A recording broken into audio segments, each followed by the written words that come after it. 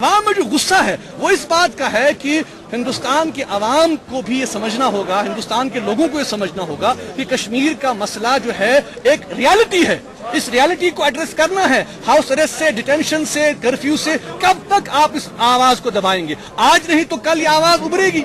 اور آپ جیسے میں نے اندر مسجد میں بھی یہ کہا کہ یہ تو ایک لا آف نیچر ہے، جس چیز کو آپ جتنا دبائیں گے اتنی وہ چیز شدت کے ساتھ سامنے ابھر کے آئے گی۔ تو آج یہ ریئیکشن جو آپ دیکھ رہے ہیں عوام کا ہر طرف، وہ ریئیکشن اس پہ ہے کہ گورنمنٹ آف انڈیا کو پولیٹیکل اپروچ اڈاپٹ کرنا ہے، لیکن وہ ملٹری اپروچ اڈاپٹ کر رہے ہیں۔ یہاں پہ طاقت کے بل پہ عوام کے جو آواز اس کو دبایا جا رہا ہے۔ کشمیر میں سب سے زیادہ، دنیا میں سب سے زیادہ پیراملٹری فورسز ہیں، فوج ہے، 5 لاکھ سے زیادہ یہاں پر جو ہے وہ فوجی جماؤ پیدا کیا گیا ہے۔ تو سب سے زیادہ ملٹریسائز زون دنیا میں کشمیر ہے۔ تو اگر ہم یہ کہتے ہیں کہ بھائی یہ ہٹاؤ، بات چیت کرو، پاکستان سے بات کرو، کشمیریوں سے بات کرو، تو یہ جی ناانصافی ہو گئی، یہ اینٹی نیشنل ایلیمنٹس ہو گئے، یہ ایکسٹریمسٹ ہو گئے، یہ سیسیشنسٹ ہو گئے۔ یہ تو عوام کی مفاد کی بات۔ میرا یہ ماننا ہے، حریت کا یہ ماننا ہے کہ خود ہندوستان کے عوام کے حق میں یہ بات ہے اور ان کے نیشنل انٹرسٹ میں یہ بات ہے کہ کشمیر کا مسئلہ حل ہو، اور ہر کوئی عقل والا جو ہے وہ سوچے گا اس بارے میں۔ آج آپ دیکھیں کہ آہستہ آہستہ سے وہ آوازیں بھی سامنے آ رہی ہیں۔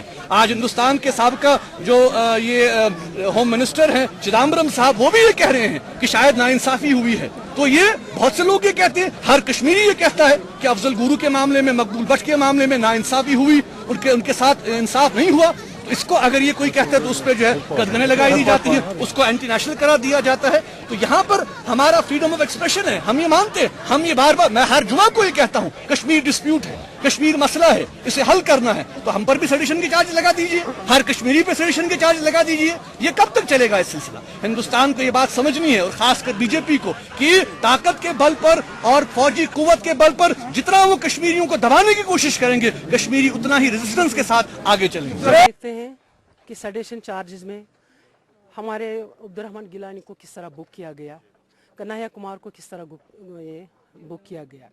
This is a solidarity with the students of JNU and all the students who raise voice against the atrocities committed on this earth in Kashmir.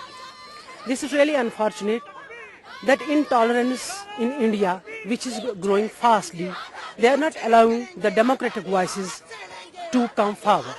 There are so many democratic voices, there are liberal voices who know and who understand the Azadi slogan is right, and the murder of Afzal Guru, it was the judicial killing.